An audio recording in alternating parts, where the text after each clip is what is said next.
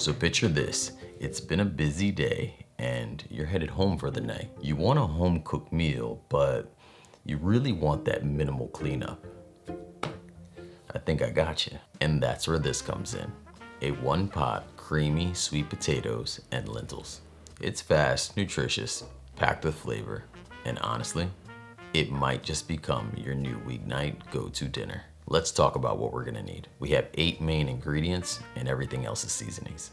Kale, sweet potatoes, cilantro, lemon, cooked lentils, olive oil, cashew cream, and vegetable stock. On our cutting board, we're starting with our kale. You only need a few stems, and you're pretty much just stripping the leaves. Stems could go in the compost, or turn them around and make a solid smoothie. These are easy to sneak into like the kids' smoothies. Just pair it with some of the sweet stuff. Mangoes, pineapples, you know what I'm talking about. They pretty much won't even notice it's there. Then again, if it turns green, you may have some splaining to do. Moving on to our sweet potatoes. Dice the sweet potatoes into roughly, I would say about a 1/2 inch cubes or smaller. The goal is to have this meal on the table within the next 20 to 30 minutes. So the smaller they are, the quicker they'll cook. Now for our cilantro. I meant pretend parsley. Yeah. Get out your pretend parsley. Give these a quick chop, set them aside for later. They're totally optional, but I do like how it finishes the dish.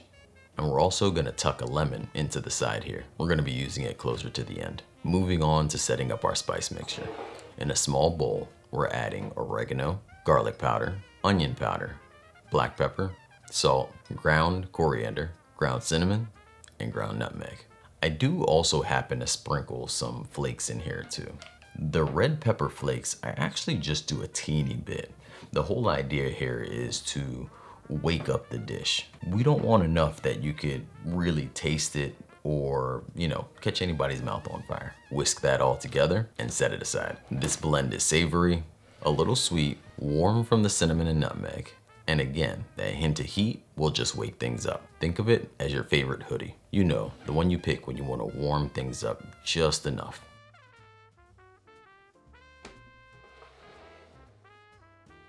All right, let's bring out the skillet and over medium heat, add some olive oil. We're gonna start in the skillet with our cubed sweet potatoes. And we're gonna cook that for just about 5, maybe even 6 minutes, flipping them every 1 to 1.5 minutes. This part's important. We're finding the balance between, cooking the outside perfectly while not trying to overcook the inside. The whole point of this isn't because we want them crispy. We just want to caramelize the outside for some additional flavor. So this balance is kind of like a good friendship. A little patience, a little time, and everything's gonna turn out golden.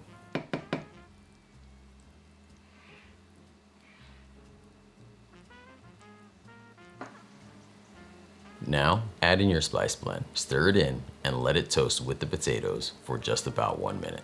Toasting the spices directly with the potatoes does 2 things. It brings out all of their oils, which is pretty much where all of the flavor lives. And it makes your kitchen smell amazing, which inherently might cause a 3rd thing, everyone to flood the kitchen.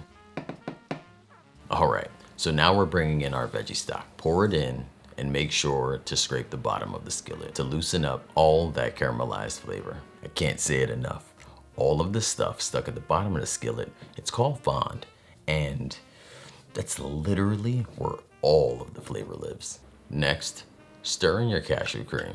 This is what gives us that creamy, rich texture without any dairy. Using a thick plant-based milk like coconut milk or oat milk would also be some good options. If you wanted another protein option, you could do something like silken tofu. And similar to cashew cream, you would get more protein into the dish. Let's add in our cooked lentils and toss in our kale. Lentils are a great part of this dish, but you could also do something else that's also budget friendly, packed with protein, and makes dishes like this super satisfying. Chickpeas, butter beans, anything like that that's in a can or something you already meal prepped would help you get this dish to the table super quick.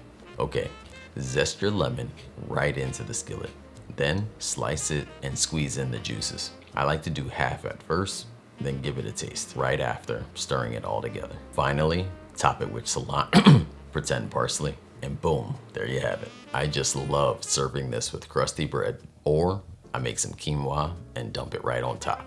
That also helps stretch the meal just a bit further, especially on those days that meal prep looks like the way to go. Now, I make recipes for families. This particular recipe, I simply cut it in half to show you that you can make it for yourself too. This full recipe can be found linked in the description, or you can head right on over to my website, makeitdairyfree.com. Thank you so much for watching. I'll see you next week. But until then, believe in good. Peace.